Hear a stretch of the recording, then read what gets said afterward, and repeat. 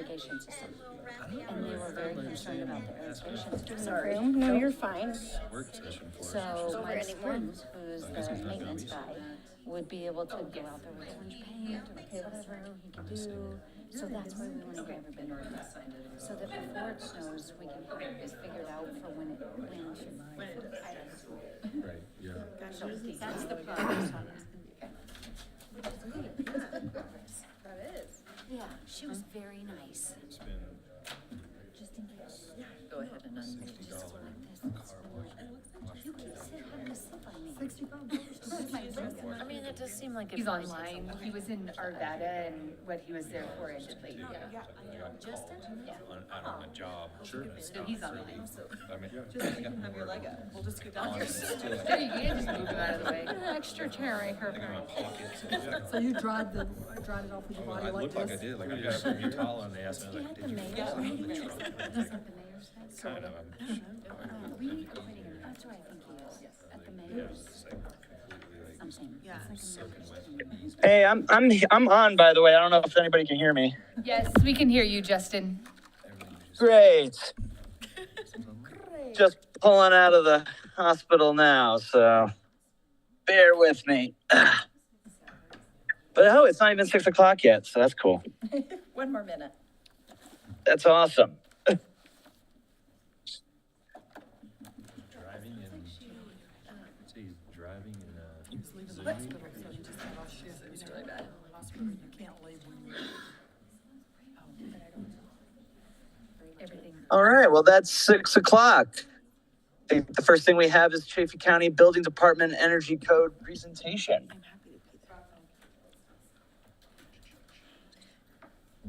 Hi, good evening, council. Hi. Hi, Justin. Tonight we are just bringing forward some information. And I wanted to provide a little bit of history since we have some new council members. And also we've been working on this since 2021, basically. So it's been a couple of years. But overall, we adopted a climate action plan in 2021. And in that climate action plan, there was advocacy for steps in energy reduction. One of the ways that they suggested to do that was to implement energy codes that would help with greenhouse gas emissions. There's a variety of amendments and energy code. There's a variety of energy code amendments that we could have chosen, but the Sustainability Committee advocated for an energy code called Electric Preferred, which basically allows development to plumb in all electric. There's still the opportunity to plumb in natural gas, but it also gives developers a lot of choice. It just gives the consumer choice too. If the consumer wants to go all electric, that's where they have the opportunity to do that. So in 2024, the council passed a resolution, you all passed a resolution supporting the Electric Preferred amendment to that energy code. Buena Vista then adopted a similar resolution and the Chaffey County listened. And so now we here have Chad Chadwick, who is going to talk to us a little bit about that code and some education on it. So I will pass it over to Chad. Thanks, Sarah. Good evening. So I am Chad, the Chaffey County Chief Building Official. And after we had the resolutions from the city of Salida and the resolution from the town of Buena Vista, we went ahead and wrote up the amendments as what we were planning to adopt. So I assume that, did you include that in their packets or anything? Oh, okay. So basically the amendments are just incentivizing all electrical installations, which has been proven to limit greenhouse gases. And it's amendments to the 2021 International Energy Conservation Code, which we adopted in March of 2024. And so some of the amendments in the energy code, there's building performance, there's total building performance, there's an energy rating index. that have different tables. They're basically different pathways that contractors and developers can use to meet the new energy code requirements. And what the electric preferred amendments to that do is they incentivize the electricity installations over the gas. You're still allowed to use gas if you do, but in those pathways to compliance, they incentivize the use of electricity just a little more than the use of gas, which it already has some incentivization in there.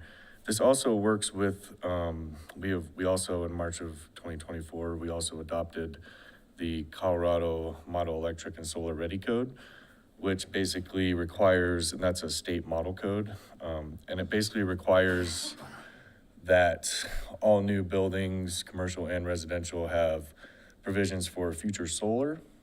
Any gas appliance installed in those buildings has to have a pathway for electrical, meaning room in the panel. The idea there is that someday when that appliance goes, it can be replaced easily with an electrical appliance. So that's already in place. So doing all electric just kind of makes sense to work with that code. The state also has another model code that they just released this last summer. It's the low carbon and low emissions model code, which is basically an extension of the solar ready and electric ready code. It's still not outlawing gas, but just again, trying to incentivize using electricity. That code we will have to adopt per state requirement. I think the latest would be August of 2027 that I have till that needs to be adopted to be compliant with the state requirements. So the electric amendment code is just kind of a step towards that when that code comes, it's just gonna kind of help contractors and everybody be ready when that code is required to be adopted. The other thing that we did just receive a grant from the Colorado Energy Office, which is gonna be mostly there's several different parts to it, but one big part of it is gonna be work sessions. So it's gonna be work sessions for county staff enforcing the energy code, and then also contractors and developers as well to help teach them to be compliant with the energy code and obviously electric preferred amendments, and just kind of still moving towards what the state is going to be requiring at a state level. So that will help a lot with the education piece of that. Do you guys have any questions about any of that? It just sounds like the whole county's coming together under the same plan. Yep. That Yeah. sounds great. Yeah, and it's also kind of a state incentivized as well, probably to be more so in the future too, so, yeah. So we're looking at this adoption, working with Buena Vista to get in front of their town board as well, and also working with Poncha Springs to get back in front of their town board. We've been working on it for a while, as you said. But I think we're getting closer and closer with all these requirements that are coming out now. And then obviously the energy code grant will help with some of the education and why, these things can be incentivized. And I think the most important part is that it's not outlawing gas. I think that's why everyone's so afraid of the amendments or any of these other model codes. They're not outlawing gas, they're just incentivizing using electricity. So, and it gives the developers and the builders, options, because you already have those different pathways to compliance in the energy code, and it just kind of builds in that so they could have the option to, they can do something a little less in one table that incentivizes. If you do electric, then you can kind of, make a sacrifice in another area of the building. So as far as energy codes is concerned. Cool. Awesome. Any other questions, guys? So when all of this is, everybody's adopting all of these things, how do you put that into place? Similar to our land use code, you have your old land use code, we adopt a new land use code, there has to be some kind of sorry about that. There has to be some kind of a date to switch or to start enforcing or something like that. So I already have this written up as an ordinance number as 2502 as to when I wrote it and sent it out. I was kind of hoping to do it January 1st, but that's not going to happen now because I don't have the other towns approval yet on the actual amendments themselves. So that's not gonna happen. But yes, there would be a date. We would, do the public hearing, the whole, posted for so long in front of the commissioners and everything. And yeah, it would just be an adoption of this ordinance, which, since it's just amendments to this one code, it's a pretty small ordinance, it only has like 4 pages or something, or 7 pages, sorry. But it's not like overly cumbersome like the full adoption we did in March of '24. So the builders will have an idea of when this is adopted, so it's not a surprise coming. Yep, yeah, absolutely. Normally what we do is we have some flyers at the office, and we also send out a mass email to all the contractors' emails that we have, because we have a whole database of the contractors' emails that we deal with that get permits. So we'd be sending them out to all the contractors, all the electricians, that kind of stuff. So yeah, we're not just gonna spring it on everybody. I didn't think so, but I figured there had to be some kind of an enforcement date. You got a permit before this, you're with this, Yep. this code. With the new one, you got a permit at this date, you're with the new code, the old code. Yeah, it'll come down to one day. Okay. So it'll be, up to, say if it was January 1st, it'll be up to the 31st to the 1st, you know what I mean? The 1st will be starting. Unfortunately, we're not going to get it through by January 1st. I was not able to get in front of the other boards prior to then, but that's okay. We're moving forward. Forward. Thank you. So, yeah, you bet. And Chad, you have been, the bigger builders in town have been apprised of this discussion along the way, correct? Yeah. Yeah, as we brought it forward, there's been public hearings, there's been, a lot of discussion at those public hearings. Some of them have lasted quite a bit. Since we adopted the 2021 International Energy Conservation Code, that was the biggest push for developers. This is just slight amendments to that code, giving a little more incentive for electricity. They can still do everything just the way they're doing it and not even use those incentives if they choose, but it's whether or not they want to use those incentives. Great. Thank you, Chad. Yeah. Are you already seeing developers or builders using these codes already? They're already building to these standards? So with the energy code, it seems to be a little easier for builders just to do all electric. So I would say we're seeing a lot more all electric now since the adoption of this energy code than we ever did before. I hate to put a percentage on it, but I'd say it's like 65% maybe at this point are all electric, which is a lot more than it ever was before. So it's a little easier to fit into the energy code. There's a little less requirements for electrical equipment than there are for, fuel-fired appliances. So it's kind of pushing that way anyway, even just with this full adoption.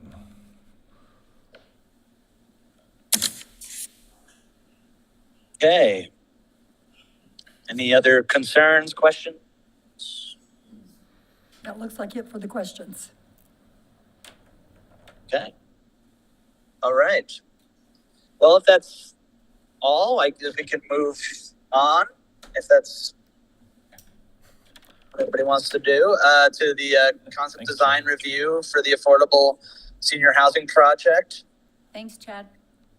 Thank you. Good evening, Council. Kristen Hodges, Associate Planner and Housing Specialist. I'm also kind of like project liaison for the senior housing affordable projects that we have here in town. So the purpose of tonight's meeting with you guys is to show the latest concepts that we've been creating in collaboration with the development team and architecture team. This has kind of come up from our collaboration so far with city staff and residents of the city. We've had a couple of public meetings. We'll go over a little bit of a timeline here. We do have, I think we have Jake Victor from North Point Development and Kyle Mead from Shopworks Architecture online. And Kyle, I think it sounds like you should be able to share your screen if you want to go ahead and start working on that presentation. So the purpose of tonight's meeting, again, is to kind of go over the latest concept with you guys and get any initial feedback you might have. and kind of get a feel for, do you like the direction our project is heading? And understanding too that we are on a tight timeline, trying to apply for the low income tax credit grant for this project, which is in February of next year. So it's really coming up, and we're just wanting to show you where we're at and kind of get that green light for our application to go in. Okay, so you're gonna have to pull this all the way up. While they are working on it, I'll just go ahead. Okay, great, excellent. Okay. I'll just get started while they work on formatting of whatever's happening up there. All right, so subject property. We are talking about 507 Scott Street. A lot of you have varying levels of understanding of what's happening with this project so far, but just so we're all on the same page, just gonna do a little bit of project overview and then hand it off to Kyle to do the concept presentation. All right, so on the next slide, the little itty bitty one on the right-hand side, we can see a little bit of a more kind of zoomed in vicinity map. So the original plan for this project was to have minimum 1 acre park on the east side and the affordable housing project on the right-hand side. The city was acquired May of this year through a Colorado Housing and Finance Authority grant. That's how we purchased the property, as well as using some of our own funds from the Affordable Housing Fund, many of you know. And it was also annexed and zoned high-density residential in July of this year. So the next slide shows a little bit of a timeline. Again, land was acquired this year in May. In June and July, we annexed and zoned the land. We issued the RFP, which is a request for a proposal. That was the process where we kind of onboarded North Point, the development team, and his team, including Shopworks Architecture.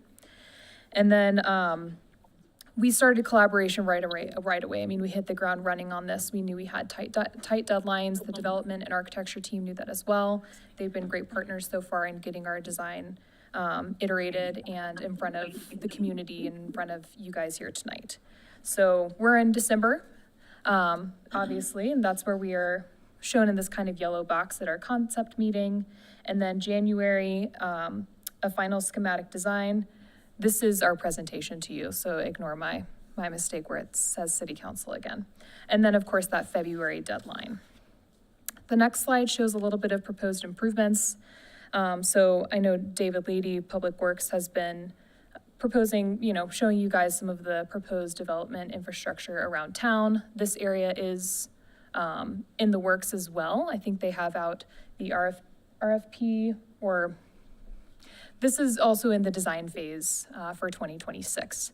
So this is part of the process to get this, these roads and sidewalks, curb and gutter and all that kind of stuff done over in that area too.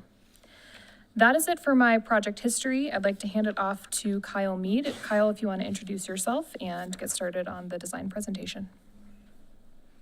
Sure, can you guys all hear me okay? We can. Absolutely. Great. Yeah, my name's Kyle Mead. I'm a project manager at Shopworks Architecture.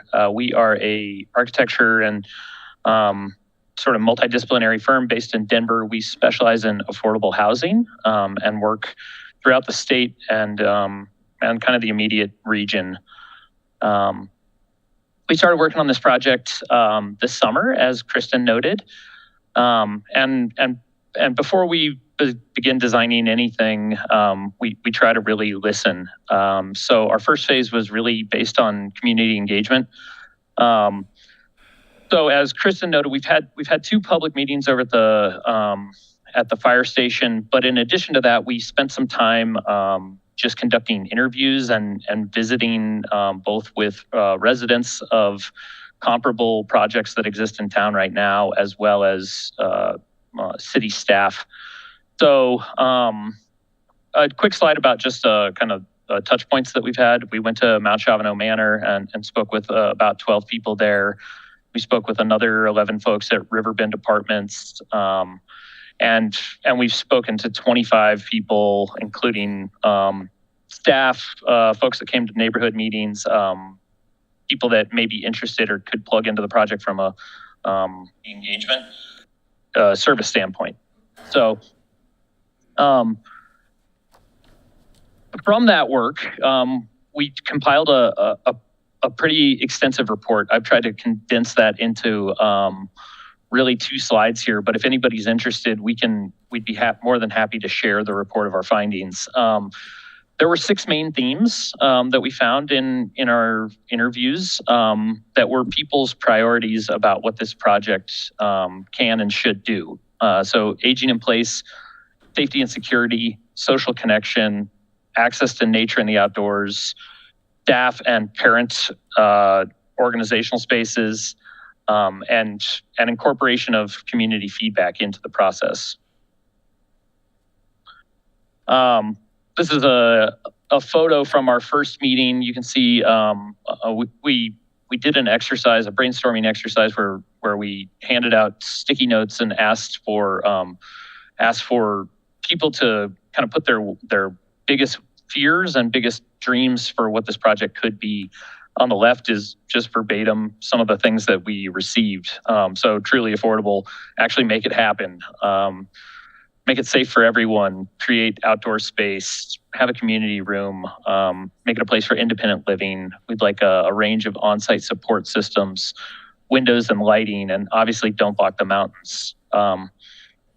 So we've had some really productive brainstorms and some really kind of engaging and collaborative sessions with during our short time working on collecting feedback and preliminary design.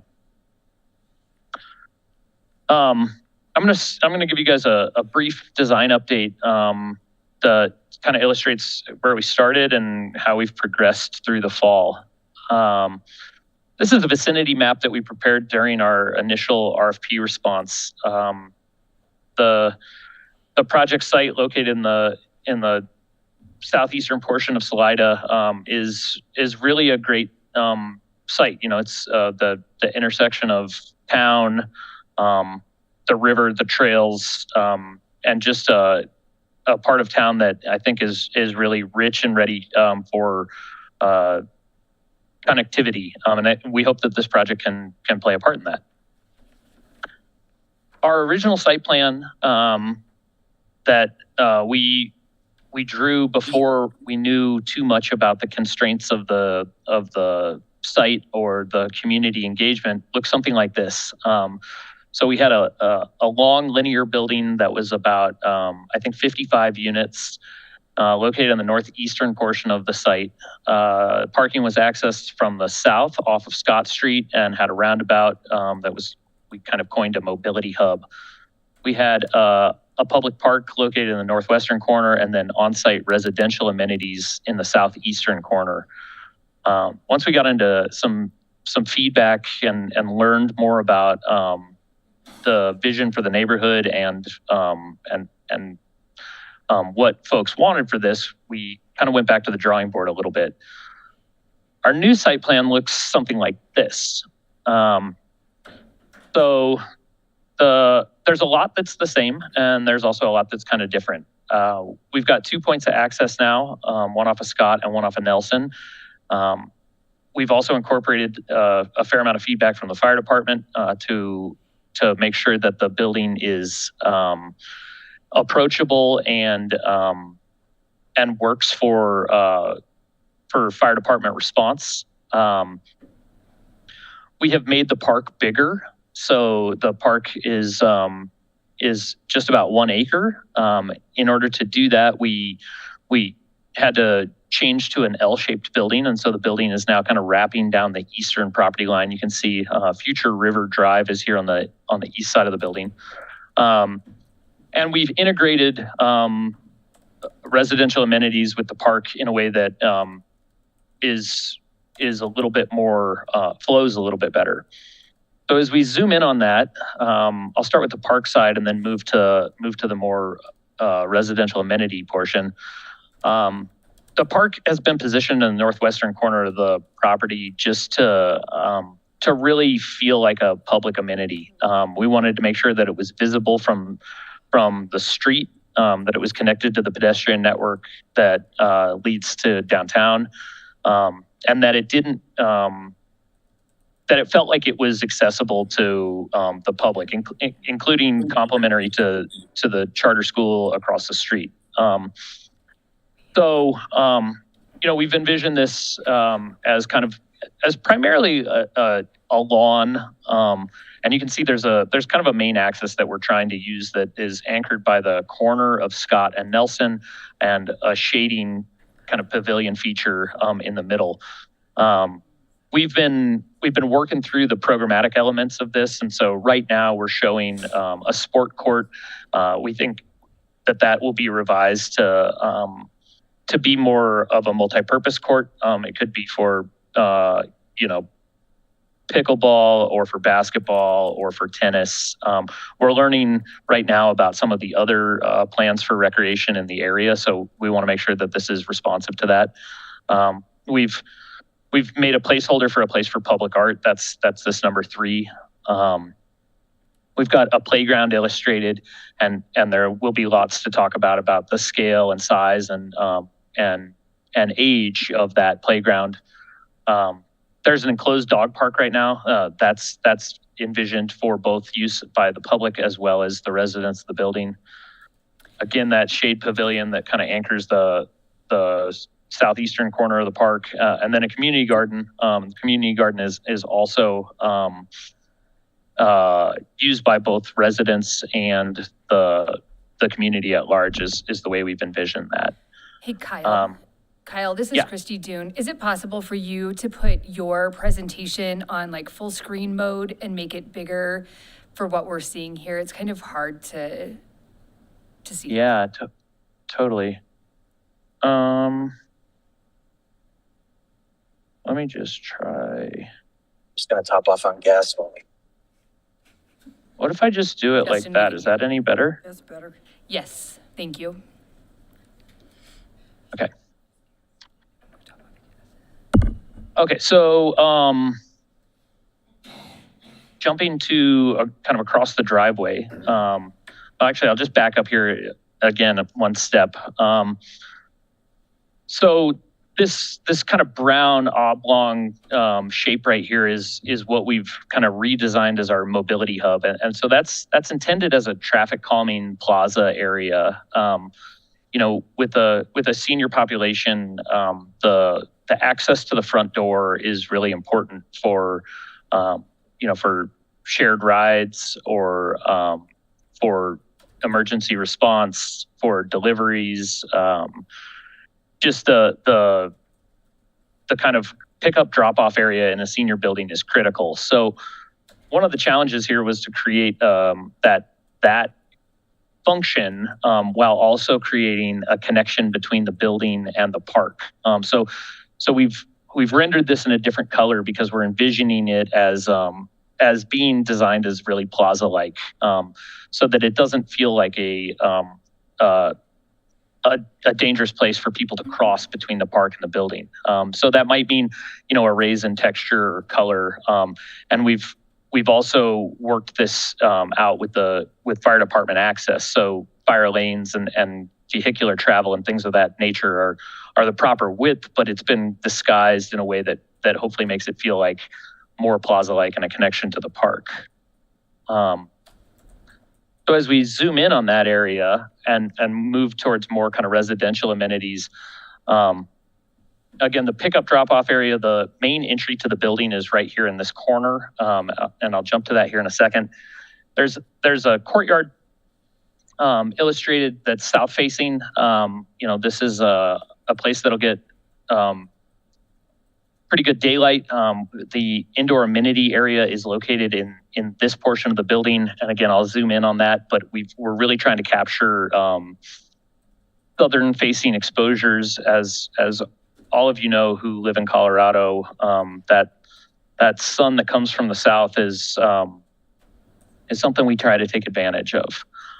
So the outdoor amenity right now is envisioned as a deck that's got a place for outdoor cooking, as well as potentially kind of smaller scale ornamental gardening. There's a small lawn that's illustrated right now, as well as a variety of shaded seating areas. To the southeast corner of the site is kind of our utility function. So that's electrical gear. Our mechanical, electrical, plumbing kind of enters the building in that zone. We've got a preliminary shop designed in that corner of the building. as well as trash and stormwater. So this kind of swale down here is envisioned as a passive rain garden swale to handle stormwater.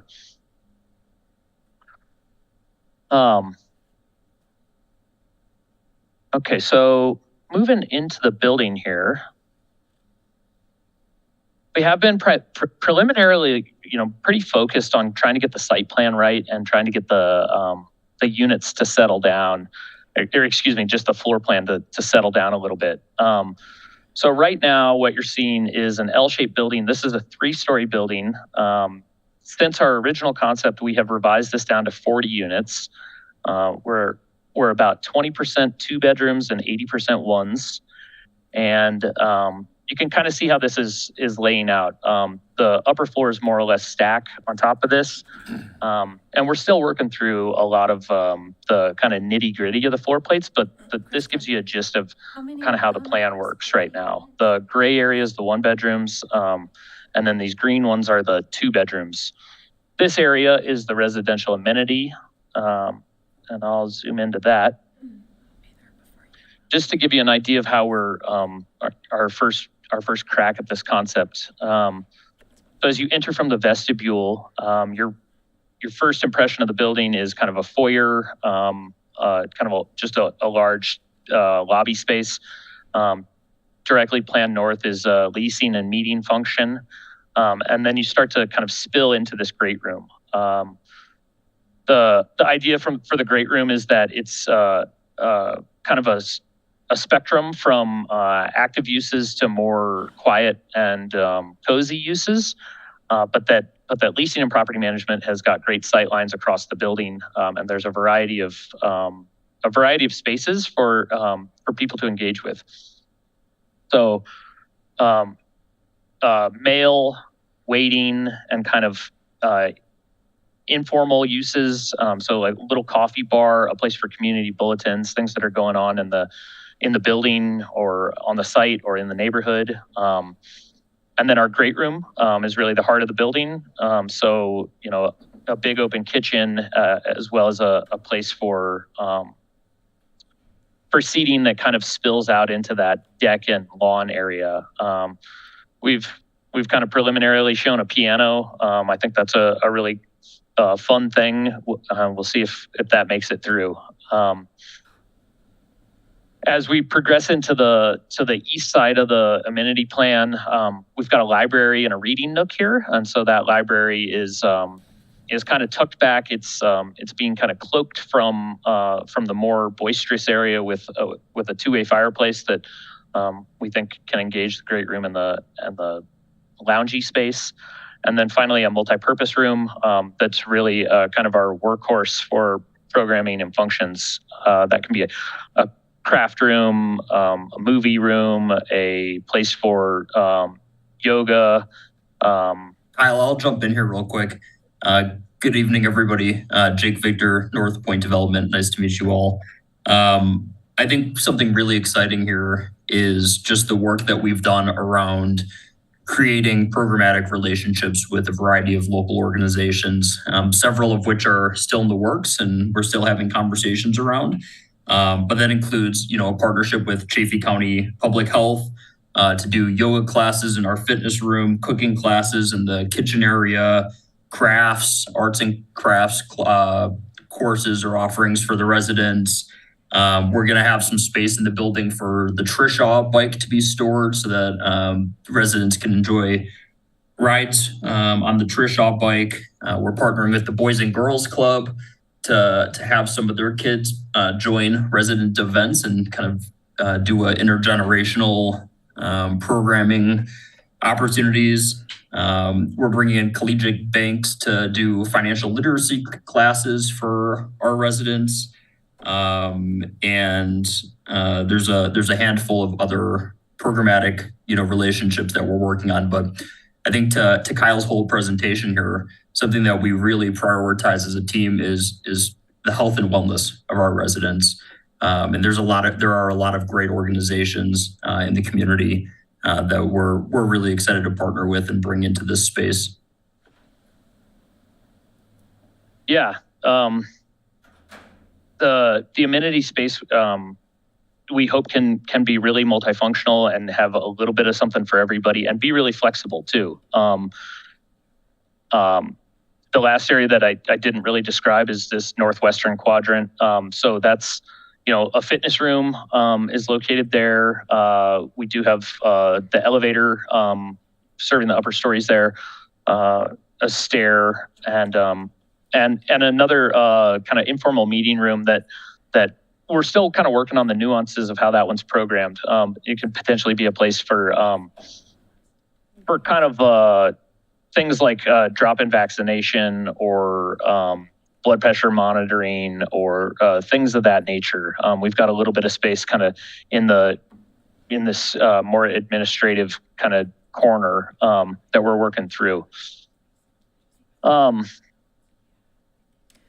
we've spent kind of a long time trying to listen to folks, figure out the site constraints with planning, with engineering, with the fire department, and translate that into a site plan that works from a code standpoint, creates delight and joy for the residents and the community, and start to dial into a floor plan that complements that as well. Our next step is to start to tilt the architecture up, and we've just kind of started to work on that. We really want to make sure we get the plans right first, and then we will begin working on the exterior facades. Over the next month, we've got a lot of work to do to get to the LIHTC application, but we've been really working well as a team so far, and I think our plan is pretty close to working pretty well. So with that, just a quick look at some next steps, and then we could open it up for Q&A about the design. So we are working towards our CHAFA application that is due on Monday, February 2nd. We've got some design work to do. We've got a bit of work that we're working on with Kristen and Bill and David regarding the site entitlement path and the engineering concepts. CHAFA's anticipated award dates are usually a couple months after that, so we're showing those as May 1st. Construction would start a year after that, with a completion projected at July 1st of 2028. We have been soliciting name ideas for the project, so if anybody wants to scan that QR code and drop a name idea in there, we would certainly welcome that. Our contact information, so myself and Jake, as well as Steve Cordova from Total Concepts is one of our partners on the property management side. David Garabet is our contractor from Denuve Construction, and Laura Rosberg is my colleague here at Shopworks. So with that, I'd like to open it up to questions. I know I went through that pretty fast. Kyle, before we get started on questions too, I wanted to offer a couple points of clarification and information. Kyle, if you don't mind going back to the site plan for a minute. So the first thing I wanted to talk about is conversations we've been having with Parks Director Diesel. And, Bill and myself have been a part of all of these conversations along the way too, but kind of repositioning the sport court up to the corner of Scott and Nelson. So it's a little bit easier to access from the corners of those two roads. And then kind of using the rest of this space to extend the lawn. One of Diesel's kind of, and he's here tonight if he wants to comment instead of me, but priorities for the lawn space is to have it be big enough that, it's worth sending stuff over there to maintain the property, and is big enough that like multiple, parties can just kind of be doing their own thing, throwing ball, things like that. So that's one of the things that, we just told Kyle and his team recently, and they're going to be working on updating that soon. And the other item is a point of clarification for the unit counts.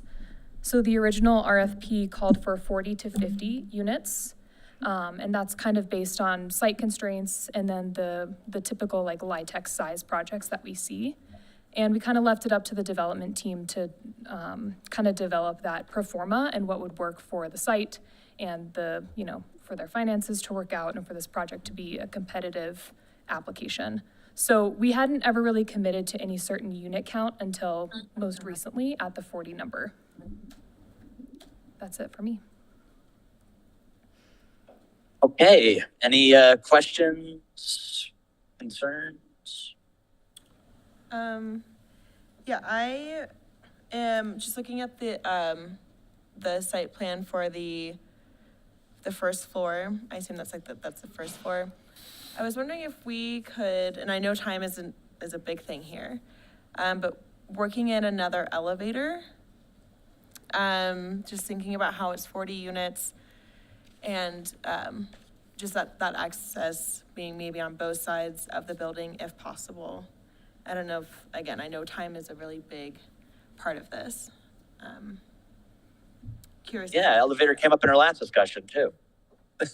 That's, yeah. It did. Jake, I wasn't sure if you wanted to comment specifically on that one.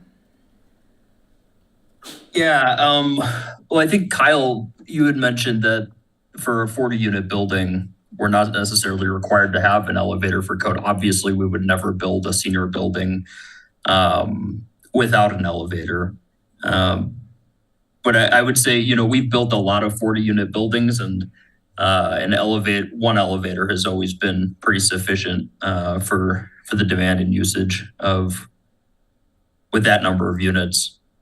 I'm curious if those other projects have been senior focused. Totally, yeah, and I'd say those other projects were closer to the 50, 60 unit count as well, rather than 40 units. I think the second biggest challenge is costs. Elevators are incredibly expensive, and what we're trying to balance here are all the different things in moving parts with this project, from the park to the building itself, the site work, et cetera, and that, keeping it financially feasible for our application. Yeah, I guess the concern that comes up for me is if the one elevator is not functioning and takes time for some maintenance and repair, what are the options then for the tenants to be able to get upstairs if they don't have the ability to use stairs? Yeah, I mean, Steve had a really good answer to that. That came up at the neighborhood meeting, and I forget what his response was to that. Yeah, he talked about. He had a really thoughtful answer. Steve Cordova, he's from our Total Concept team. He helps with the lease up and running the building once it's completed. And he mentioned making sure that the elevator company that is selected has staff local that knows this project, knows this this elevator manufacturer that we would select. And so we wouldn't be waiting on time from them to come from Canyon or something like that. That was one of his responses. I don't know, Jake, if you had anything else on that. Let me follow up on that question. Let me get a response from Steve on the property management side of things. But he had a really thoughtful comment when that question came up at our neighborhood meeting. I think he also said elevators have gotten a lot better. When you think of a project or a building you visited where the elevator has not been reliable, how old was that building? How old was that elevator? Well, how old is this building? So definitely trying to make smart decisions about manufacturer choice and local labor for repairs and things like that. Okay.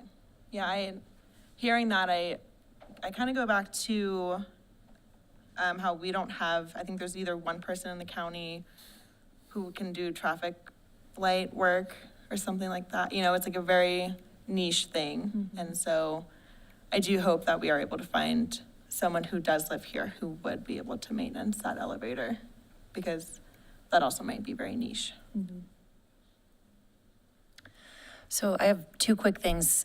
I was at this meeting, but I would love it if you could, just in case my cohorts up here aren't familiar, can you just review a little bit about the population of people who would be eligible to live in this unit, and specifically the income? And I might be asking a question that doesn't go to them, maybe more to you, Kristen, what those income breakdowns are to ensure that they are in fact affordable. Yeah. Our Yeah, team- I go can for it, start Jake. here. So what will cover about 60% plus of our construction costs with this project would be the low income housing tax credits that we're going in for from the state. And in exchange for receiving those tax credits, we agree to keep the property affordable at the affordability restrictions that we put into our application. And those are going to be 30 to 80% of Chaffey County median income. I think we have, a breakout of units at the 30, 50, 60, and 80% brackets. And I'm trying to pull up those exact incomes here. Give me 1 second. I do have them.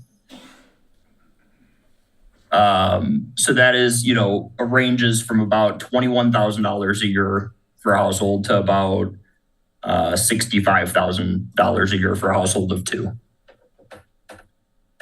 So we have some very deep restricted units and then some 80% AMI units as well.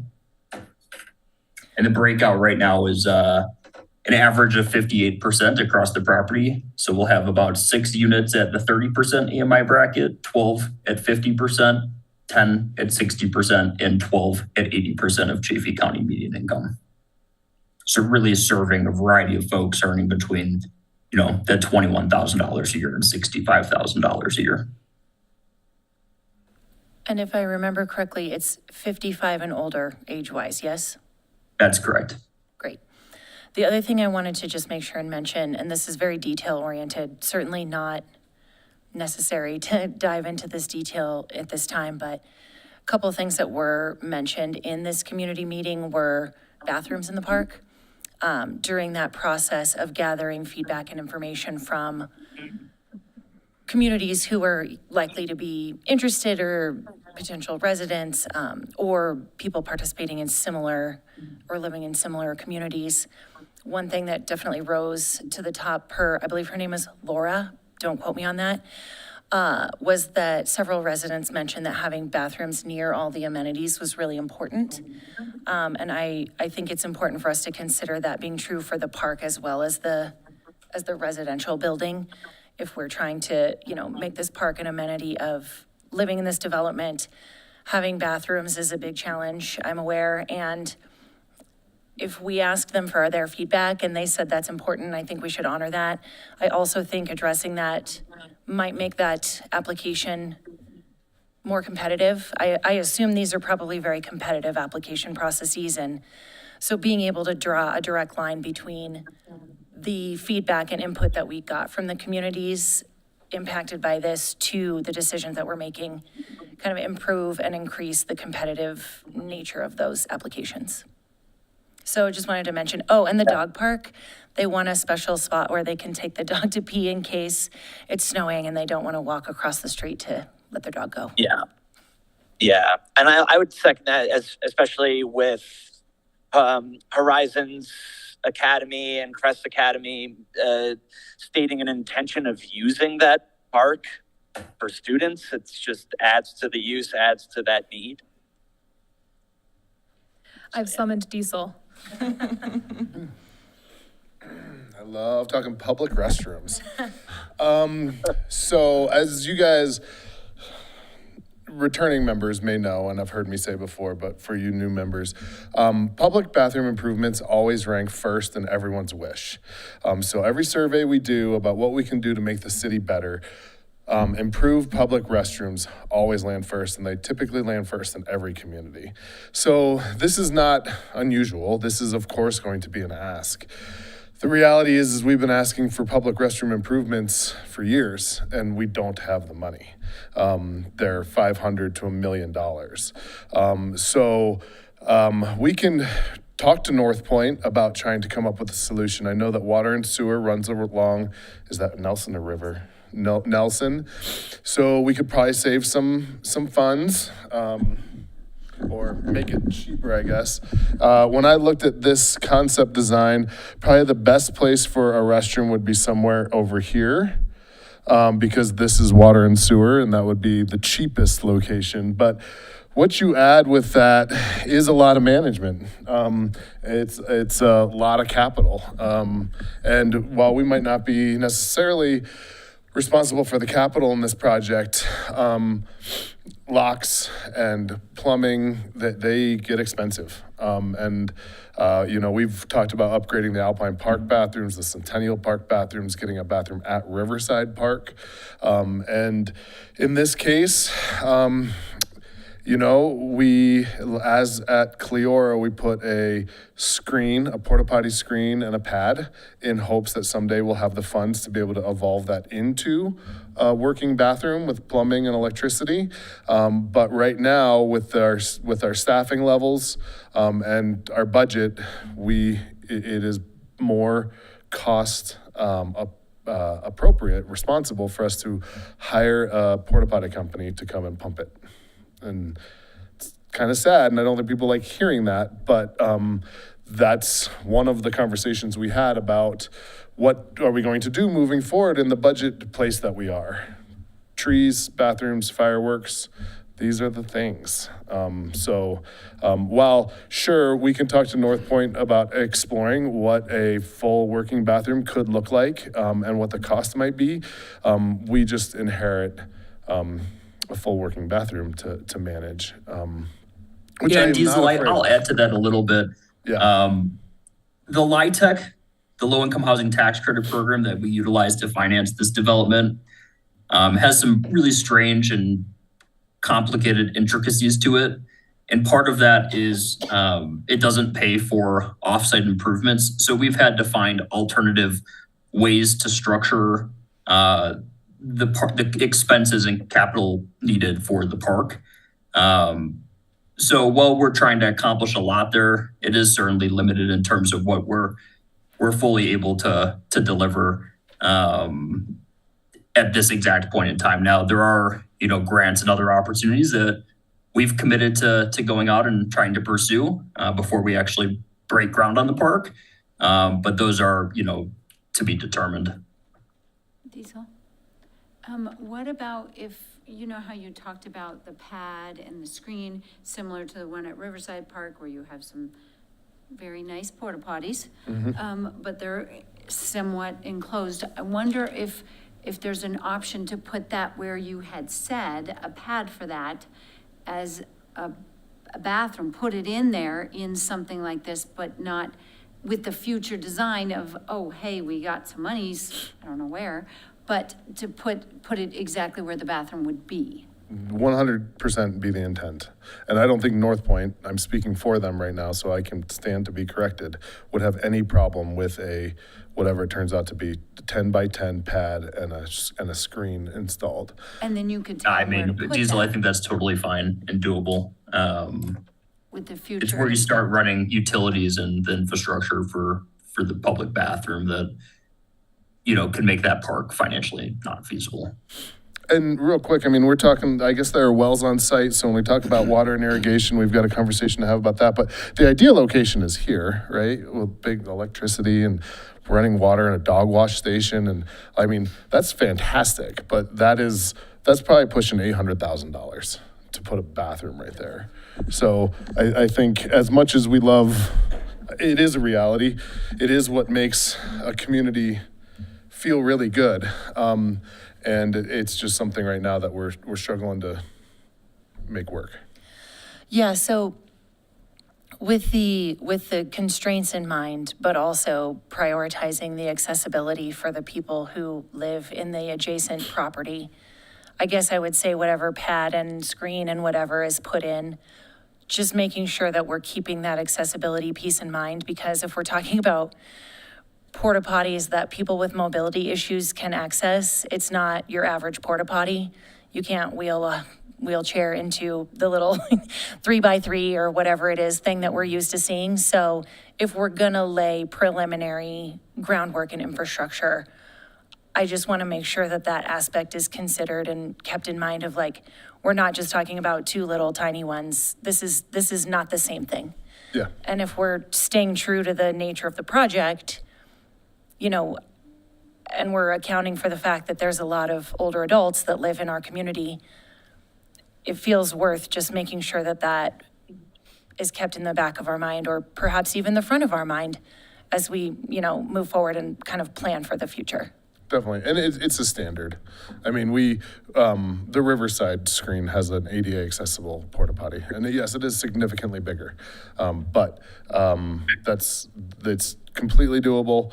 I hear you. We did spend about an hour tweaking the design of this park, including moving the sport court, but also adding just a little bit, actually rearranging the solid surface trail that would be more wheelchair accessible, and making it so that it did connect to very crucial parts, and you could access from the sidewalk over there on Scott Street, because right now you can't access that from Scott Street and from Nelson Way, and making it so that you could get to the bathroom from the facility pretty easily. If you're on the path doing a loop, the bathroom is pretty easy to get into and out Yeah, of. thank you for that. Appreciate it. Yeah.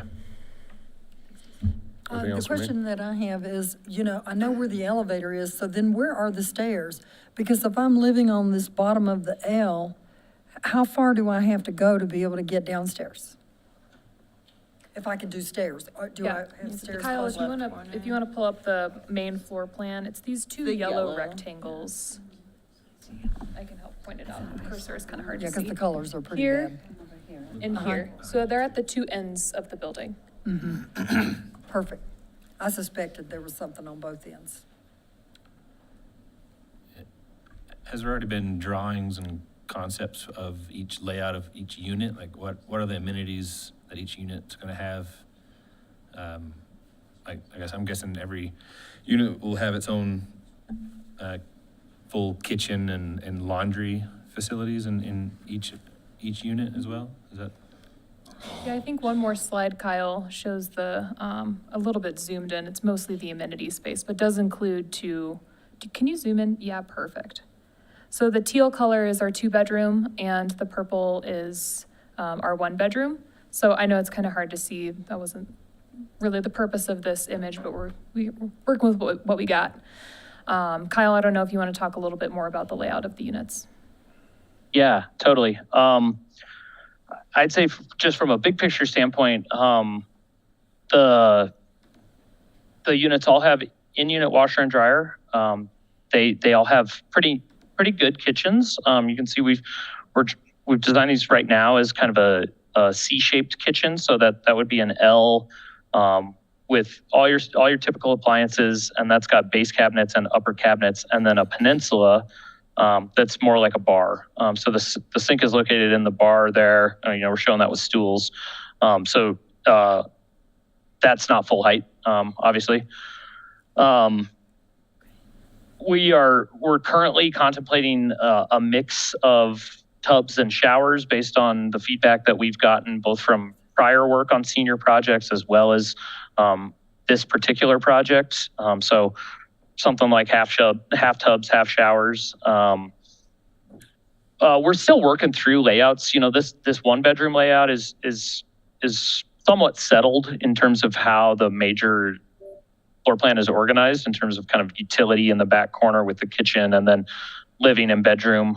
This 2-bedroom, for instance, we're revising right now so that the living room is not located on the corner. It is on axis with the kitchen.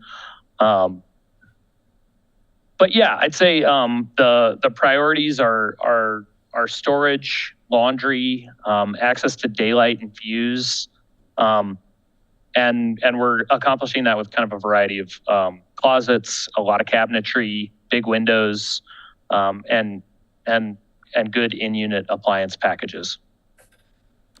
Kyle, there was a question about the stairs too. Yeah, I think we addressed that. I think we covered that. Yep. The stairs are located at either end of the corridors. Excellent. Kristen, are these units deed restricted? All of them. Yeah, that's part of receiving the low-income housing tax credits. Yep. Perfect. That was the numbers earlier that Jake was talking about, average of 58 and then a range between 30 and 80. Okay. I guess back to the outside bathroom, questions. Is it feasible to just, I mean, to plumb it in pipe-wise, like just to hook it up to the sewer and then? We've made the ask, yeah, And to then see if for it future? can kind of be stubbed in for future development. Yeah, yeah. We've requested it. We'll see Maybe kind of where it goes. Definitely. See where you land. Yeah. The QR code that we have for the name, I was wondering if we could maybe have staff get that out to the public too and get their input. I think that's really great. Kyle and Jake, thank you both for all the community outreach you've done, meeting with Boys and Girls Club and Collegiate Peaks. I just really appreciate all the work you guys have put into this and to working with our community here. So Yeah, absolutely. We really appreciate that. That's such a central part of putting a highly impactful project together. Is the community has so many great partners and so many great organizations doing important work, and any opportunity to incorporate them into the project and work with the seniors is really exciting. Yeah, and I, just from the meeting that we had for outreach, I talked to a lot of the participants that felt, really good about it and heard. And I thought it was important to note that the Granzellas even signed off on it as long as the facade of the building had certain pitch, so it wasn't just a big wall, because, facing where their intent is to build in the adjacent property. So I thought that was a good sign too, and it was just really, really great to see that engagement and people happy with it right off the bat.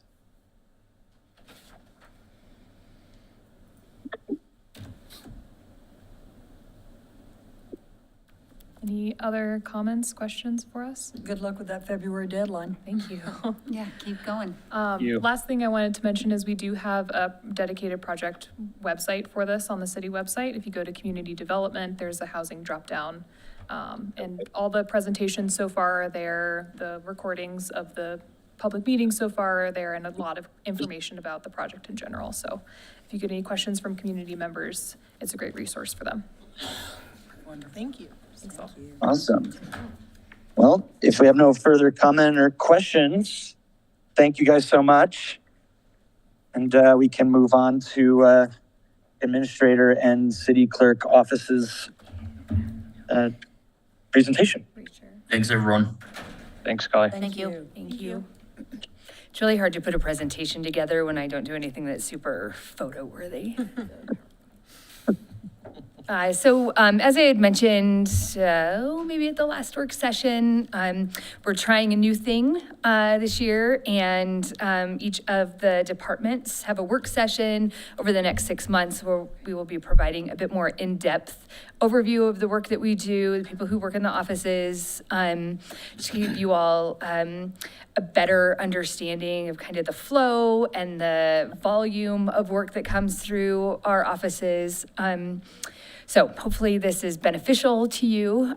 We do have time. We were going to do a tour of the Tower building if you are interested. If you've been in all of the meetings, or all of the rooms, it's totally fine. We just wanted to give you an opportunity to find out where your mailbox is and, exactly. Even though I had one. There you go. So, no, just full of it. Everybody has a mailbox. All right, so this is what we're just gonna go over my office, and the clerk's office. It won't take too long, but like I said, just wanted to give you a chance to see what we do. So as a reminder, this is our organizational chart. Lovely citizens of Salida elect the mayor and council and treasurer. Mayor and council then in turn appoint me, the city clerk, the city attorney, city prosecutor, and municipal court judge. I'm just concerned about myself tonight, though, so that's all that's up there. So I get to do that. So I have, 9 direct reports under me. So, and they are all extremely dedicated, hardworking individuals who always are just working for the community, and I really appreciate the work that each of them does. So you'll be hearing about them later. But enough about them. We'll talk about me. So this is a picture of me directing things, and sometimes I delegate things as well. My job is to coordinate the activities of the department, ensure that we are doing the things that the council is directing us to do, generally because of what the citizens want you all to do. So I have lived in Salida for 13 years. I mentioned this before. This is not a job that I moved here for. This is a community that I am very committed to. And so it really, although I did not write my mission statement, I am dedicated to thoughtful, inclusive decision-making and keeping Salida unique and focusing on positive outcomes. So every day is a brand new experience in my office. We do a lot of different things. Yes, right out of the code, implement and enforce ordinances, policies, rules. It is a lot of delegating and asking department heads to come forward with how we can implement those policies and decisions that you all bring forward. Long-range planning, ensuring that we're, not just looking at things that might sound good right now for the community, but also what are some of the either unintended consequences or benefits that we might need to think more strategically about. I do serve as a personnel director. We have an HR manager, and we're going to talk about that as well. But the way our code is set up, I have the responsibility of hiring and terminating any employee within the city. Of course, I rely on my managers and supervisors to provide that information to me. We have a lot of partnerships within the city. Obviously, we at the City of Salida do a lot of great things, but we cannot do it all. And we really need to rely on our partners to do that. So part of my day-to-day responsibility is ensuring that I am maintaining those relationships, sometimes formalizing them. We are a growing city that has for a number of years really worked on personal relationships and handshakes and I got you on this one kind of a thing, which has been totally fine. And we still rely on those personal relationships as we move into the 21st century and the city of Salida continues to grow and we have more folks coming in, there are more opportunities to provide more services to our community. It really has become important to have those relationships in writing, understanding of what the city of Salida's responsibility is, what our partners' responsibilities are, so that when win the lottery and we'll just say, then whoever, sits in my seat understands what those relationships are, what the expectations are in the community, and can just continue on with those relationships. So I help with a lot of, obviously we have our fine legal team to ensure that we are, staying within the law. Mine is the personnel, like the partnership side of ensuring that those agreements really reflect what it is that the city needs. I also am within my office, we have an ADA transition plan to ensure that a lot of our city codes and the infrastructure that we're putting in is compliant with the Americans with Disability Act. You met Sam with CIRSA. That's part of my purview, risk management, ensuring that we're complying with the law and within, our personnel system all the way through. So human resources is found within my department. When I was hired, actually, in 22, I was hired as the assistant city administrator and HR manager. I got to do that for, 9 months or so. And we have been lucky enough to hire Darren Reidenauer to be our HR manager just recently. We had a fabulous HR department of one. Heather Wright really kept things going and moving. And as we continue to add more personnel to our staff and organization, and all of the legal components that come along with personnel management. It's been really, really helpful to have another set of hands and set of eyes in that department. So you can see here, we have 206 employees within the city of Salida, 7 more than this time last year. I don't know which 7 they are. 59 full-time regular employees, so there are a lot of people. These are, our winter workers. We're here all the time. We obviously really start staffing up in the spring and summer when the grass is growing and there are lots of people wanting to rent out the steam plant. So we have a number of part-time employees who work with us, lifeguards and bartenders. The part-time, regular, part-time benefit, this all kind of goes back to the benefits that we offer our employees. And you heard about that at the last department update. We also have our fire and police departments, which are not counted in that 59 there. They're special counted on this slide. And then we have 8 elected officials, the 6 of you and 2 who are on the phone, so. We do have mandatory fund days. It's forced fund. It's forced fund. We totally do. I make sure that everyone knows how much I appreciate them by making them leave the office and go play golf. It's just the kind of person I am. I know, I am the worst.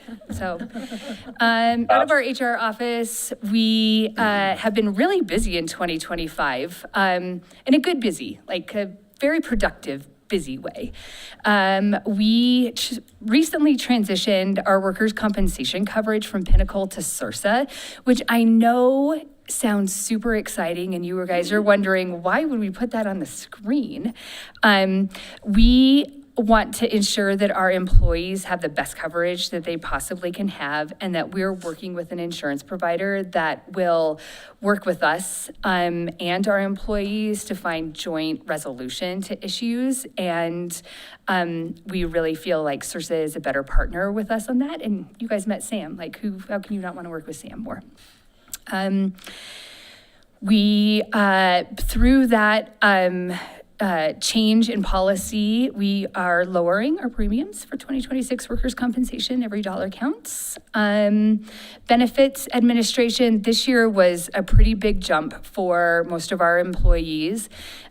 We have a fabulous benefits package here at the City of Salida. We know that we can't pay our employees what we really want to, so we find other ways to engage and ensure that they feel that value.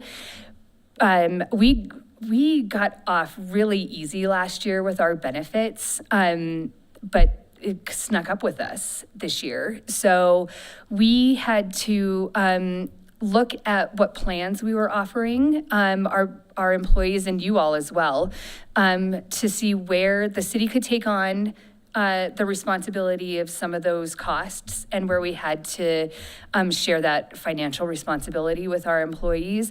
So we expanded our benefit offerings so that they could find the plan that really worked for them and that we all could afford moving forward in 2026. So it was difficult for some employees. When I was looking at it too, I was really thinking about how sick am I going to get next year? What's the plan going to be? But I think that the HR team did a fabulous job identifying good options and then really educating the employees on what that looked like. I do want to highlight really quick, I spent about an hour with Heather working and picking which plan was good for me, because I'm like, I don't know how any of this works. And she just did a really great job explaining everything, and I just wanted to highlight that. That's awesome. Thank you for letting me know. Yeah, Heather, she gets this stuff, and it is awesome. I go to her for all of this stuff. So open enrollment, we got all of our employees and you all, thank you very much, enrolled on time during open enrollment. We did not have to extend it, which is pretty much unheard of. So, and it was, this was an active enrollment. So you couldn't just say, yeah, I'm good. Every employee had to go in and identify what they were wanting for their benefits. So appreciate all of the hard work that they are doing there as well. a lot of policy and compliance updates in 2025 as well. We're really lucky that Wilson Williams and her counterparts we have a really great employment law specialist with that team, and Betsy helped us ensure that our employee handbook was up to date, so making sure whatever laws had passed recently were reflected in the handbook. There were also a few things that we wanted to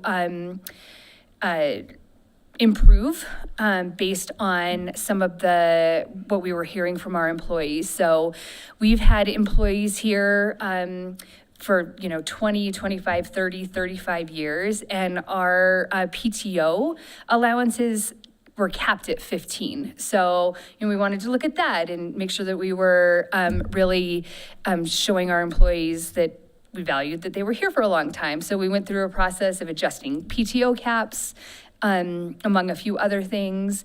We also give allowances for uniforms and clothing. We want particularly the folks who work out in the field, make sure that they're really recognizable as City of Salida employees.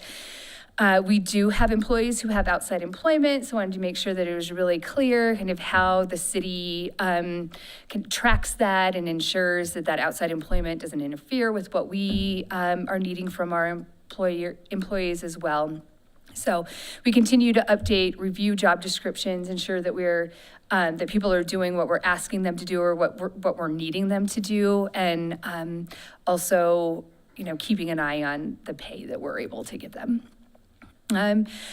A couple of years ago, we increased our services through ADP. That's our human resource information system that we use, and we are building out more modules in that to help make for better recruitment and performance management processes. Again, not super exciting, I get it, but internally, like the paperwork that we go through and just kind of the manual processes that we've had in place are not that efficient. So this is all about finding efficiencies and allowing employees to really take responsibility and control of their employment here.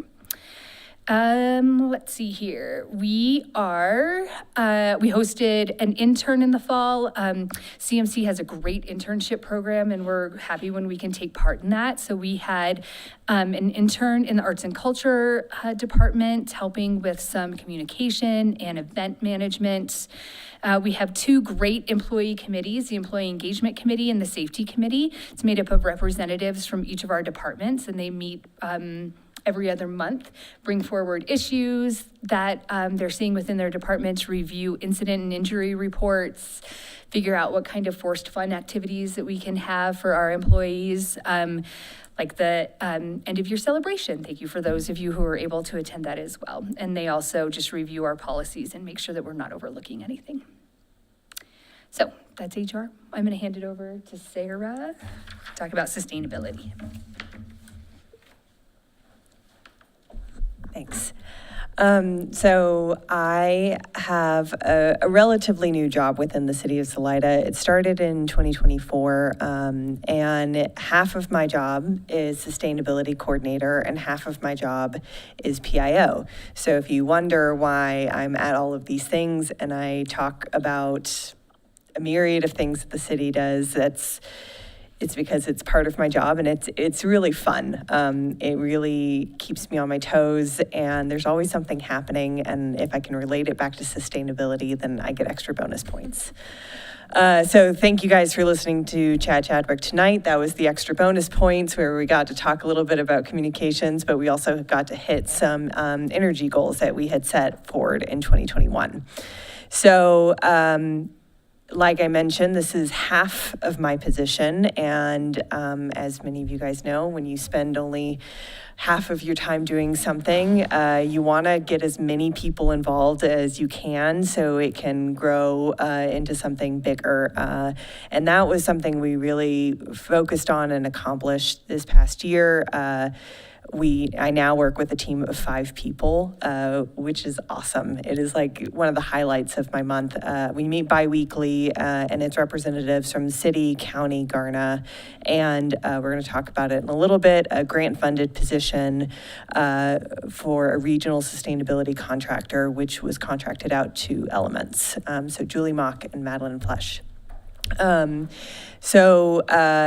the climate action plan that kind of started this whole ball rolling from one, creating a climate action plan, and then inevitably the creation of my job, we broke down what the city wanted to tackle into 3 buckets, basically. So you have the waste and diversion bucket, you have energy, and you have transportation.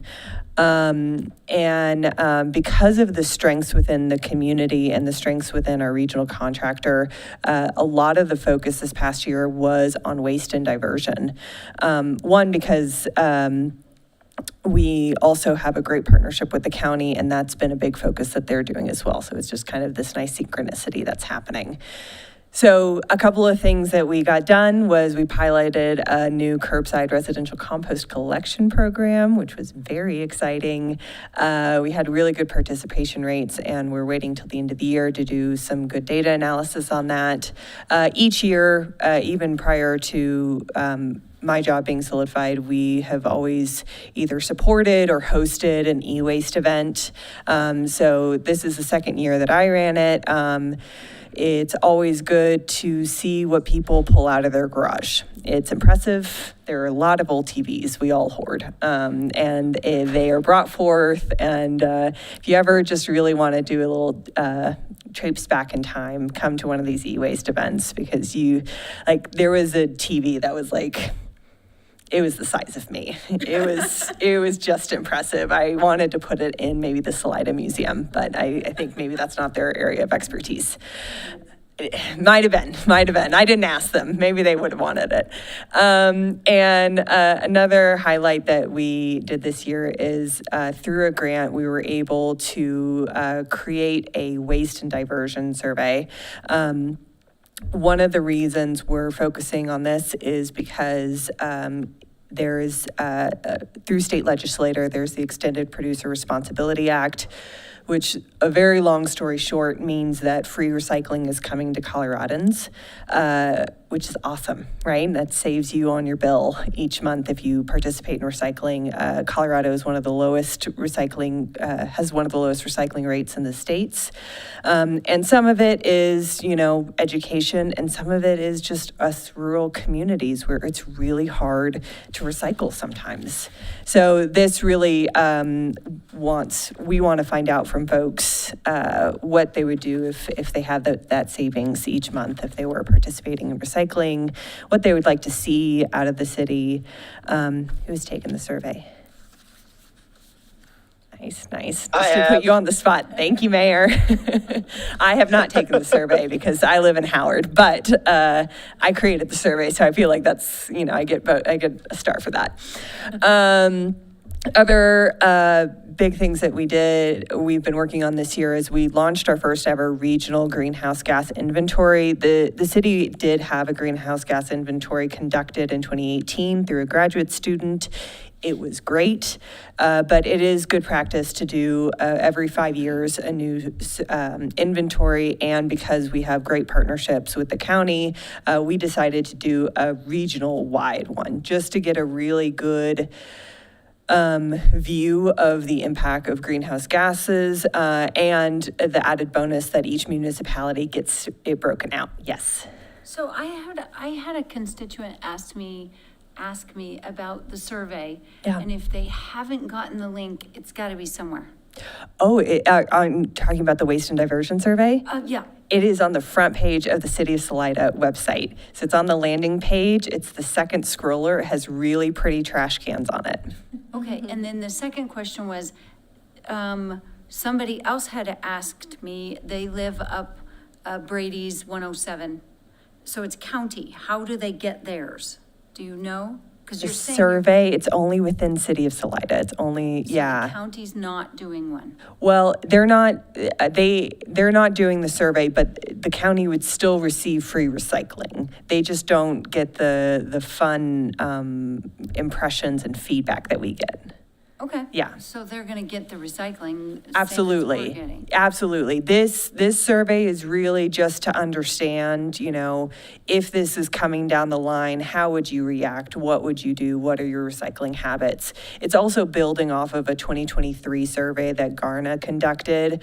And so it's kind of nice to see people's impression of their waste and diversion and recycling over time. So that closes on December 19th, and I'm going to nerd out with it, so I'm going to be really excited. We're going to review it with our Sustainability Committee, which is also one of the roles I have, is I oversee our Sustainability Committee and Tree Board.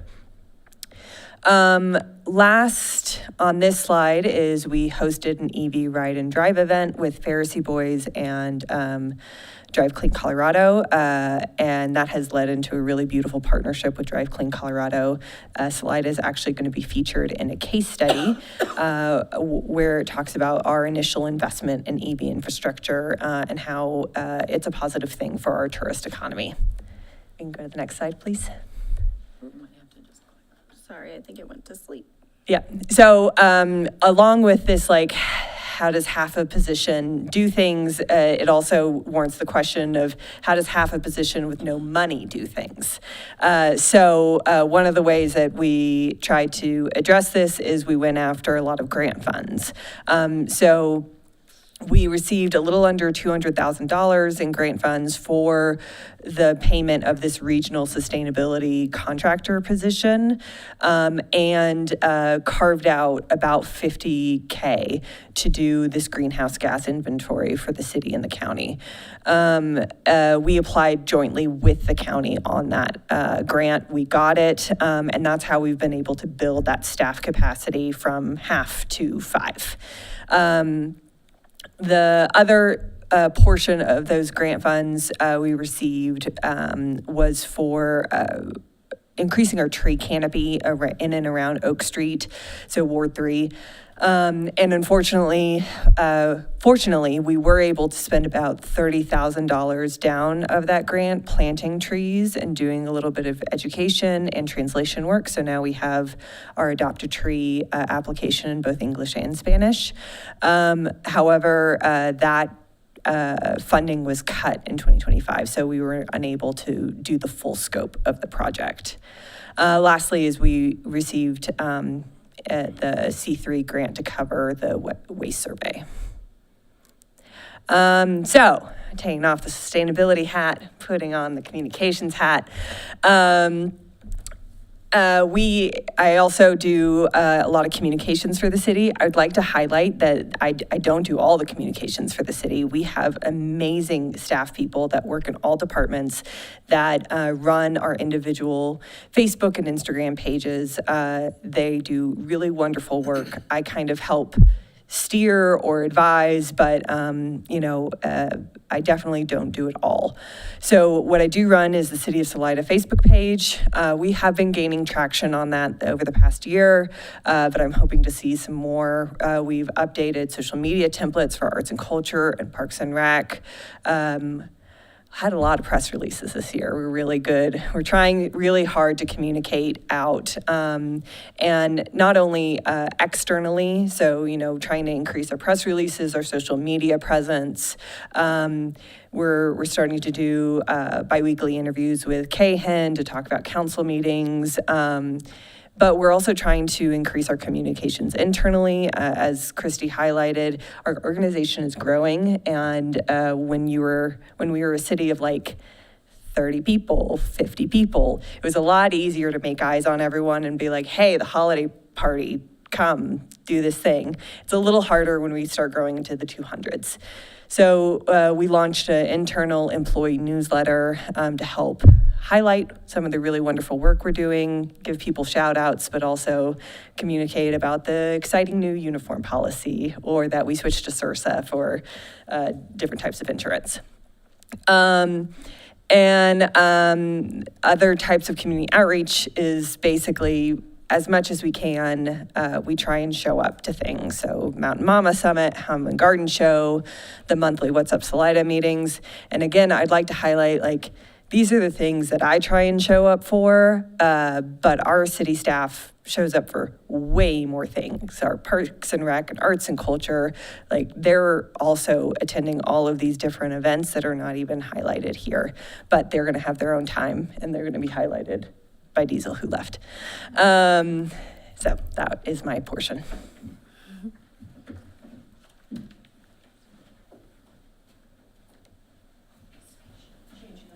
Switch the Christies. How did you see that? Hi, everybody. So in the city clerk's office, there's just two of us, myself and Poppy. Poppy is deputy city clerk and municipal court clerk. So, and then we also have the judge and city prosecutor. I might have to move this just a little bit. So I'll go over just a little bit what we've done this year. Our core requests, 90% of them we've responded within 3 days. We're required by state statute to respond at least 3 days after the request is received, and we've been doing pretty good at that. Some of them we have to pause and go back and add more information, so we can request extra days of the requester. Short-term rentals, between new and renewed licenses, we have 181. Poppy's gonna go over the short-term rental licenses here in just a little bit. We've had 59 resolutions and 25 ordinances this year. Tobacco licenses, those are usually renewed in June, and we have 13 of those. Special event liquor licenses, those come before you all in consent agenda, and that's just for special events by a nonprofit. They can request special event liquor licenses. Traffic cases, they had 352 total, and 288 of those that went before the judge. Lodging tax returns, that's both short-term rentals and hotels. They pay lodging taxes quarterly. Total was 788 over the year. And then some of the core responsibilities of our office is we post the public notices, ordinances, safeguard official records, prepare city council agendas, packets, and minutes for you all, manage the elections and support the municipal court, the judge and prosecutor, process licenses, liquor, marijuana, short-term rental, arborist, tobacco, and I think I mentioned it last month that starting early next year, we are going to start processing, or we'll have a new process for business licensing. So that probably by May, it'll come before you for approval. Christy, could you explain the lodging tax returns processed? What is that? So they pay their OLTs, occupational lodging taxes, and it's quarterly. And that's paid through Muni Revs, correct? So I think, and when Poppy goes over short-term rentals, she has a little bit more information on that. The hotels pay $482 a night. Short-term rentals pay $15 per room per night, but that's what those taxes are for. Okay, and it's quarterly, that's why it's 788? Yes. Okay, Yes. okay. I was like, this math ain't mathin'. I know, it looks huge. So business licensing, currently in the code, there's 8 categories. We've got liquor licensing, and city council is the liquor licensing authority, and you heard your first case last council meeting. Currently, we have 70 liquor licenses, and those renew every year. Marijuana licenses, again, city council is the licensing authority for marijuana licenses. And we have 3 licenses currently. If by chance one of them fails to renew or one of the licenses is revoked, the number of licenses will go down to 2. When they first approved the ordinance for retail marijuana, they approved it for 2 licenses, but there was a whole big snafu, and 3 got in at the same time and were issued licenses. So at that time, they said, okay, we're gonna let those 3 go unless something happens. It gets revoked, or they fail to renew their license. So if that happens, then we will ratchet down to 2 licenses for marijuana. If you have any questions, please let me know. And I assume that we could, like, if somebody came in, if it does go down to 2, another business comes in interested, there could be talks of like the ordinance being changed, like amended, I guess. Yes.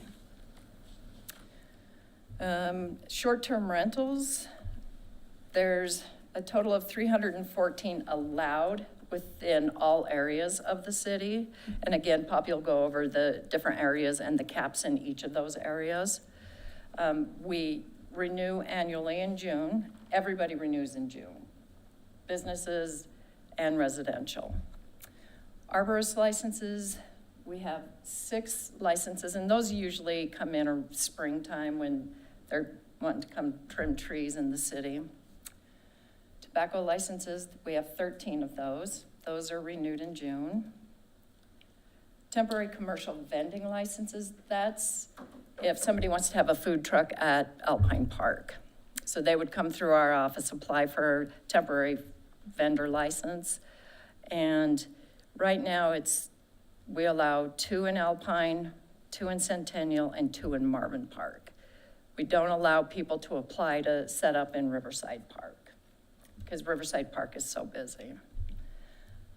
And then the last 2, I was kind of surprised when the entertainment district, that one was formed. It's a liquor licensing district. That was formed when we had Gentlemen of the Road here. And downtown, there's a certain area of downtown that was allowed to, people could walk around with their beer or their drinks in their hands within that area. We haven't utilized it since, but it's still in the code in case we do want to in the future. And then the adult entertainment licenses. We don't have any of those right now, so we may in the future, but as of right now, we do not. Records retention. So in 2008, the city was approved from the state archivist to adhere to the municipal records retention schedule, and that's everybody in the city that has records are required to adhere to that. And we have a training in the springtime with employees just so they're aware of what they should be keeping, what they should be destroying, and let us know. We also do in July or August, we have a big mobile shredder. So when we are ready to destruct records, we have the mobile shredder come here and they just throw all the records in that machine and they just chop them all up. The record retention schedule is a policy document that all departments need to follow or have to follow. It's a compliance document and a set of work instructions. It gives them instructions what records need to be kept for how long. Council meeting recordings. By the record retention schedule, we're required to keep the recordings for 6 months after the minutes are approved. We can start deleting those. We haven't. We do keep, is it 1 or 2 years? 2 years? We do keep 2 years of the YouTube videos, but we're not required to. We just had a lot of pushback when we started getting rid of some of those. So the other thing, I'm currently working on the record retention policy. That's something state statute, we should have a policy for the city on the records retention. So that will come before you probably next month. If not, it'll be early February for your approval. And then open records, Cora requests.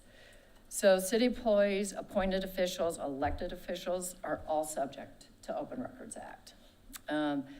Cora promotes transparency and provides that all public records shall be open for inspection by any person, reasonable times, except for as protected by law.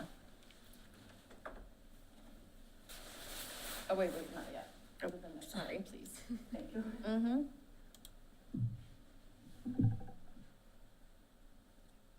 Are you ready? Oh, okay. Sorry. Okay, so what is a public record? Any writing kept for official use. So a council action form that comes before you, that you approve whatever that is doing, that is the official record. Any drafts of that council action form, that is not a record. That is a working document. So it's any official record. That includes emails, text, data, documents. Common exemptions are privileged attorney-client documents and law enforcement records. When we get requests for law enforcement records, I send them to the police department. They have a records clerk that goes through and does the records requests for that. So we're going to go through really quick, if you want to go ahead and bring that up. I was just going to show you on our website. Go to the front page, please, of the city website. Oh. Sorry. I was just gonna show you how to get there, so Yeah. if you wanna look at all the core requests we've received, because so far, we're at 131. So the little button right there that says Open Records Request, if you go to the city website, click on that, then you can look at all of the requests right up there, and these are all the requests that are complete, that we've reviewed, they're complete, they're documents attached. And if we look at that one, if you click on that, it'll take you right into that request. You can see what records they're requesting, and then the documents that we uploaded to that request. And you could just click on that document and get that information. We currently have 5 open records requests that we're working on that's taken us, we had to get deposits. If it's gonna take longer, the first hour is free. If it takes longer than the first hour, then we give them an estimate of hours and what a deposit would be for us to get the information. The 2 I'm working on now, one of the deposits was $300. So they did pay that $300. Now we're gathering the records, and then our attorney will redact anything that needs to be redacted, personal information. Then we'll upload it here. Already done. Oh, she's working on it now. Then we'll upload it here, and it's public information. So anybody could go in and review that core request. What we've been getting this year, it's not just a request for certain documents, it's a request for this document and this document and this document in one request. So it does take us a lot longer. So it's been crazy. We're up 43% this year over last. But with this software, it has really saved us a lot of time too. So we appreciate being able to get the software and use that. Ready? Yeah, if you want to go back.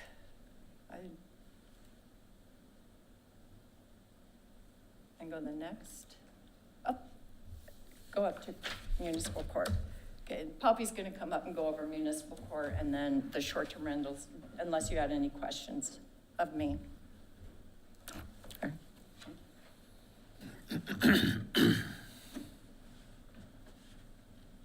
Christy, I think the last time you were at that podium, you were the senior planner. I know. Yeah.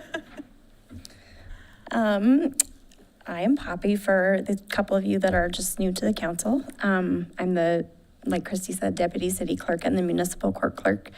So just a couple short slides for me. Number 1 here is municipal court. So I'm the clerk for that. We hold municipal court once a month here, right in this room, kind of makeshift into a courtroom. The duties of municipal court are to handle local code violations, civil traffic infractions, minor criminal matters, and low-level misdemeanors that all happen within the city limits. So those are all here, and then, like I said, that's once a month. The functions that we do with municipal court, we have case hearings where the judge hears the case, obviously. the prosecutor is here and is involved. They assess fines and community service orders or whatever type sentencing may come out of certain cases. It varies. The community impact with municipal court is that it provides accessible justice at the local level. It's a much smaller scale than you would find in county or district court. It ensures accountability, and it's often people's first experience in court. So we get a lot of, people who've never had a traffic offense, never had a misdemeanor. We get kids in here sometimes who this is their first speeding ticket, and so they get sort of exposed to that whole process of what it means to have to talk to a prosecutor and face a judge and, be sentenced, pay a fine, or do community service, whatever that may be. The Salida Municipal Court is held, I've said it twice, on one day a month, but it's the third Thursday of every month generally. There's a few exceptions to that during the year, depending on people's calendars. On average right now, we're seeing between 20 and 40 cases a month. It depends. It seems like we're a lot busier during the summer with, I guess it's because of all the tourists in town. We get really busy during FIBARC with a lot of different things that the police are writing tickets for. It seems to slow down in the winter. We have docket this coming Thursday, and it'll be super small. It's like 15 to 20 cases this month, so pretty quiet compared to what we were doing in June and July. All the cases are heard in person, except for people that live more than 100 miles away. If they live that distance away, they can automatically qualify for a phone appearance, which we can do. It's essentially just a phone call on speakerphone with the prosecutor, the judge, and myself in the room, if that's something that they want to do. That's kind of it for municipal court in a tiny nutshell. And then back to short-term rentals, and there's a little bit about hotels on here. So Christy's kind of mentioned a couple things, but this is it's a pretty big part of what we do. With short-term rentals, there's some application timing that goes into applying. It depends on what zone the property is in. There's commercial and industrial zones. Everything's kind of broken up. The applications in these two zones can be applied for year-round, so it doesn't matter what time of year. They can just apply at any time. The residential zones, the applications are just accepted once annually, which is in June. So that time frame gets really busy from May 1st to June 1st with everybody renewing at once, but also any new applicants for residential are applying at that time as well. Basically, when we receive an application in the clerk's office, the city has about 30 days technically to respond to it, kind of process it, do all the things between the clerk's office and the planning department, and get the application reviewed and hopefully approved from there. I'm not seeing it on here. It doesn't say. We do process all the renewals first, and then we go to the new licenses. So we kind of reserve all the people that are coming back each year renewing their license, and then we go on and issue new ones as they're available within the caps. The fees that we charge for that, there's an initial license fee of $1,000. There's also a one-time administrative fee. So for your new applicants, it's $200. That's administrative. It's a kind of a bigger thing to process on the backside. So there's a little extra for that. And then the annual renewal fee for everyone is $1,000. And that's what they pay every June. As far as the taxes, we've kind of already mentioned those a little bit. The short-term rental license holders are responsible for paying their OLTs quarterly. Short-term rental license holders are what we kind of group into everything that's not a hotel or motel, so just your little houses around town. They're gonna pay $15 per room per night. So if they have a 3-bedroom house, but they're only renting out one room, they still have to pay taxes on all the rooms in that house. The hotels and motels are a little bit different. There's not an annual license or renewal thing that comes about for those. They also pay OLTs quarterly. Their tax rate is $4.82 per occupied room per night. Those are all, I think Christy mentioned, if I remember right, she mentioned that those are all paid through MuniRevs, which is the software that we use to sort of keep track of all the licenses and the taxes and all that. The short-term rental license holders all pay that online through the software. And then hotels and motels have the option. They can either pay online, I'd say about half of them do, and then half of them still mail in checks to the city that we process. So that's about it for those two, if you guys have any questions. I have a few questions, but they might be for Christy Dune. For the caps, are we having the planning commission Yes. review What those date is numbers? it? Do it on January 13th. January It'll 13th. be a work session. Okay, thank you. And I'm sorry, I forgot to look at the table also. You can you're see good. that there. I just couldn't see it from over here, even though it's right in front of me. So if you want to look at those two, you can see how it's broken down. So we have caps in the 5 different areas. There's the C2 historic downtown, the Highway 291 corridor, the industrial corridor, Highway 50 corridor, and then the residential. C2 is capped at 99 right now. We have currently about 68. This is pretty accurate as of, I think it was this morning that we were trying to pull up all these numbers. It's hard to get reports in the software that we have, but I think we have approximately 68 short-term rentals in the C2 and historic downtown. We have about 56 out of 71 right now in the Highway 291 corridor. We've got about a little less than half in the industrial with about 5 of the 16 licenses. The Highway 50 corridor, we have a lot available, so 5 licenses are taken. We have about 46 that are allowed there. And then residential, we're sitting around 61 licenses that are being used, and we have about 82, or we do have 82 that it's capped at. Yep. Bobby, do you know if you have, so if you only renew these in June, the residential, do you know if you have any on the waiting list of those, or like we're expecting some more possibly in June? Yeah, so that's a good question. The waiting list is something that we sort of had to rework in the last year or so since I've been in this position. So right now for residential, in those zones, there's only 1 short-term rental allowed per block face. So which means like, you're on 7th and D and you're looking at the houses directly across the street from you, or any of your neighbors that are adjacent to your house. Those are what's considered a block face.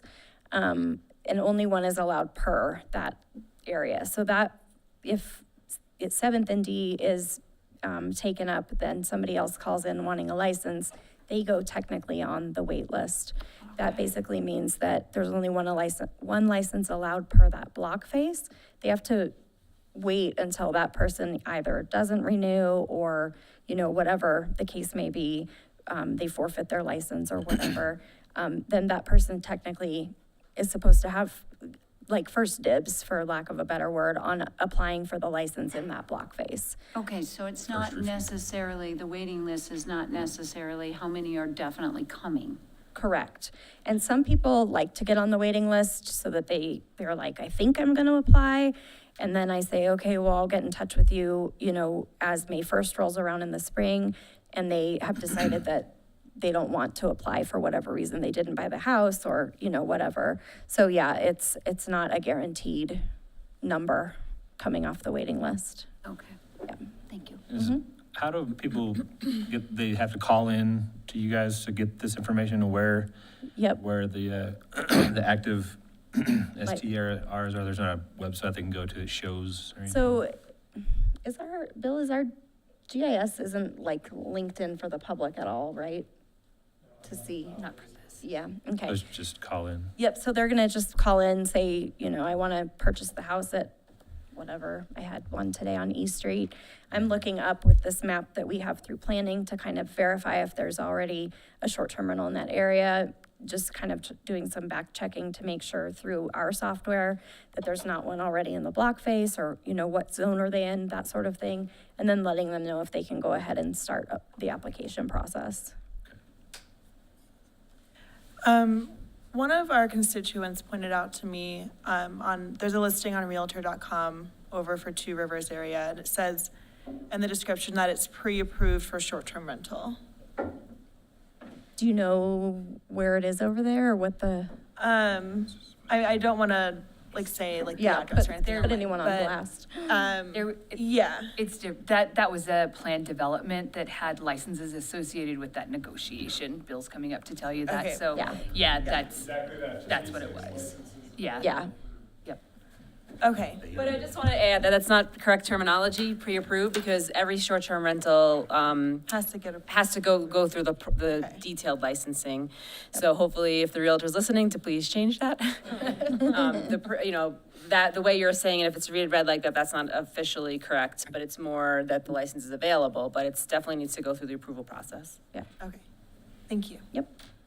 Anything else? How's the 15 per room per night, how is that recorded or tracked, or how do they know? There's a sheet for it, a form that they have to fill out.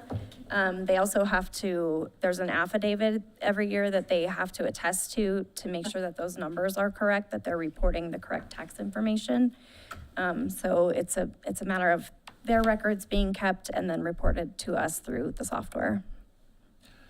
So you said the 15 per room per night. So you said if they have 3 rooms to be rented out and one's rented out, they still have to pay for all 3 rooms. That's right. If they go a night where there's none are rented out, they still pay the $15 a night, or if it's vacant for all 3 rooms, or do they still pay? Yeah. Day as There's no way to enforce what bedrooms are being slept in. I mean, we don't want to be in the houses, right? So the tax that was confirmed twice by the voters is that it's $15 per room per night. And that means per bedroom, not for the kitchen. Correct, bedroom. I don't think this probably happens that much, but what if it's someone who lives in their house and they're just renting out a room? It Do happens. they still pay for all the other rooms in the They still have to pay for the house? other bedrooms, correct. Mm-hmm. Any other questions for those two? Suzanne? So this is just something that Nina had said. So when that was voted on, that was put in there by the voters Yes. to approve the tax. Yeah. Was the amount put in there by the voters? Well, the city council proposed the $15. Right, so the voters put in that there would be a tax for the license. Oh, both. And the voters put in that there would be a tax per room per night. But city both were council- presented at first to the voters by the city council at the time. The With the amount dollar was? amount, yeah. Okay, yeah, that's what I was. Yeah. Voters knew when they voted what the dollar amount was Okay. that they were voting for. Okay, that's what I was. Yeah, but I just would like to, reiterate, there's no way to show what room is occupied unless any of you think that it's proper for us to be sitting in the house and like seeing which bedrooms are being used, that's like a violation, yeah, so. I don't have time to do that, thank you. Oh, yeah, really needs to be brought up. Anybody Thanks, else? All good? All right. I think that's it. Wowing you, right? We're at the end of it? Yes, okay. You will not hurt my feelings if you are tired and don't want to go on a tour of the tower. You can come. Can you just show me where the mailbox I is? will show you where the mailboxes are. You can come in anytime. I'm here 5 days a week generally, so if you want. What's up? Christy, be sure to save my fan mail for me, okay? Don't throw We it bring away. your fan mail to you when we remember to so bring your nice. fan mail, but I have noticed that we are not really good at bringing your fan mail. Yes, we can do a quick, and then for anybody who wants to go, again, not gonna hurt my feelings. Thank you all. We'll see you tomorrow. Thank you. Safe travels, Justin, Mr. Mayor. Thanks. Thank you, good night. Good night, everybody. Good night.